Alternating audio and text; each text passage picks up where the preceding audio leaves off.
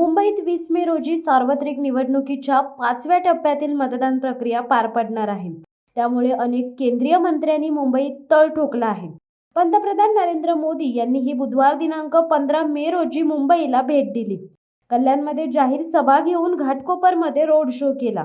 या रोड शोमुळे सर्वसामान्य नागरिकांचे आणि नोकरदार वर्गाचे जनजीवन ठप्प झाले. घाटकोपरच्या अशोक सिल्क मिल जवळून मोदींच्या रोड शोला सुरुवात झाली.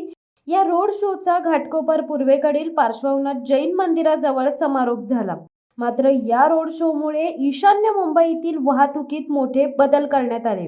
अचानक मेट्रो मार्गिका बंद केल्याने घाटकोपर रेल्वे स्थानकाच्या ब्रिजवर चेंगराचेंगरी सदृश्य परिस्थिती झाली होती. परिणामी संतप्त झालेल्या नागरिकांनी एक्स या मायक्रो ब्लॉगिंग प्लॅटफॉर्मवर संताप व्यक्त केला. नरेंद्र मोदींचा रोड शो झाल्याने या रोड शोसाठी मेट्रो 1च्या प्रवाशांना वेटीस धरण्यास आले होते. पोलिसांच्या सूचनेनुसार मुंबई मेट्रो 1 प्रायव्हेट लिमिटेडने घाटकोपर अंधेरी वर्सोवा मेट्रो 1 मार्गिकेवरील जागृती नगर स्थानक घाटकोपर स्थानकादरम्यानची सेवा सायंकाळी 6 वाजल्यापासून पूर्णतः बंद केली होती. परिणामी कार्यालयातून घरी परतणाऱ्या प्रवाशांना त्याचा प्रचंड मोठा फटका बसला.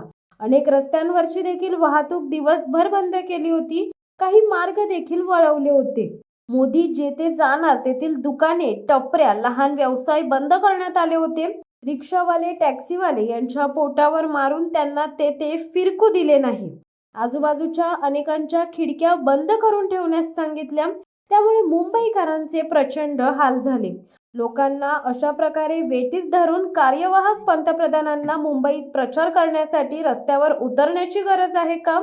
प्रचारासाठी सर्वसामान्यांना वेटीस का धरण्यात येत आहे, असा सवाल आता मुंबईकरांकडून उपस्थित केला जात आहे.